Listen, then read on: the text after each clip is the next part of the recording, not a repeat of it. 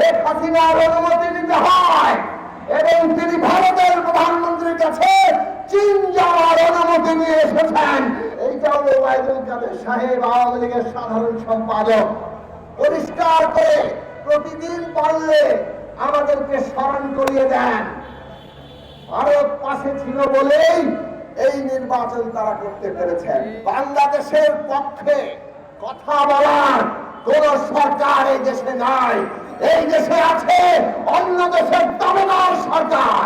ইতিমধ্যে যা ঋণ তার 1/5 ঋণ এক সফরে তিনি চান। শুষ্ক মৌসুমে পানি আটকে রেখে তাদেরকে পানিতে মারবেন, সীমান্তে কাঁটাতারে আমাদের নাগরিকদের প্রতিদিন গুলি করে হত্যা করবেন, ফেরানি লাশ চলতে থাকবে, বাংলাদেশ চলতে থাকবে। বাংলাদেশের সাথে বন্ধুত্বের কথা বলবেন, বাণিজ্যে সমস্ত ধরনের অশুল্ক বাধা সৃষ্টি করে রাখবেন। আর আপনাদের যা চাহিদা বাংলাদেশ কেবল পূরণ করবে।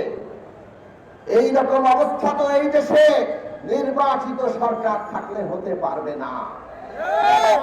আর এই কারণেই এইরকম একটি বিনা ভোটের সরকার ভারত সহায়তা করে। এইটাও আমরা বলে যাই, এইটাও ওবায়দুল কাদের সাহেব আওয়ামী লীগের সাধারণ সম্পাদক পরিষ্কার করে প্রতিদিন পারলে আমাদেরকে স্মরণ করিয়ে দেন। ভারত পাশে ছিল বলেই এই নির্বাচন তারা করতে পেরেছেন। কোন নির্বাচন? আমি আর ডামিন নির্বাচন। নিজেদের লোককে দাঁড় করিয়ে এই যে নির্বাচনকে তথাকথিত প্রতিদ্বন্দ্বিতাপূর্ণ দেখাতে হয়, এই রকম একটি ভোট ছাড়া বিধানভূমি মানুষ যাকে প্রত্যাখ্যান করেছে, সেইটা বিদেশি প্রভুদের সহায়তা নিয়ে ক্ষমতায় থেকে তারপর সংসদে দাঁড়িয়ে চিৎকার করে বলেন ট্রানজিট দিলে ক্ষতি কি তিনি জানেন না। আমাদের নেতৃবৃন্দ বলেছেন, আমরা আবারও পরিষ্কার করে বলি, বাংলাদেশের পক্ষে কথা বলার কোন সরকার এই দেশে নাই।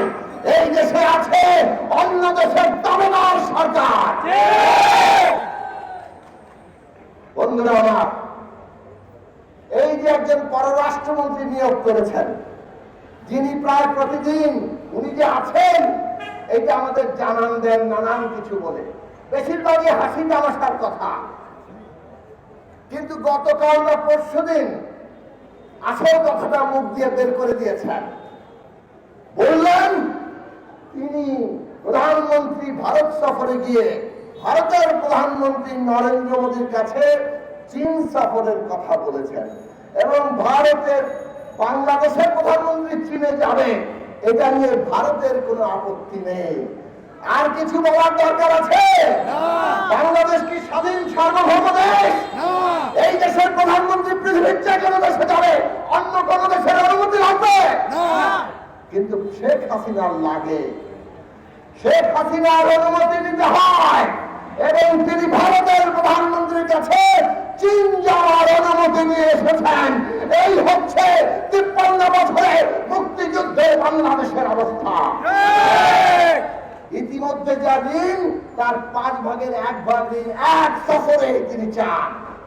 অর্থনীতি কোন জায়গায় নিয়ে এসছেন বুঝেছেন? আমাদের দেশের নাগরিক প্রজন্ম থেকে প্রজন্ম ধরে তাদের ঘরে এই বৈদেশিক ঋণ চাপিয়ে দিতে চান। আর এই ঋণ এনে কি করেন? সব কোমর ফাঁস।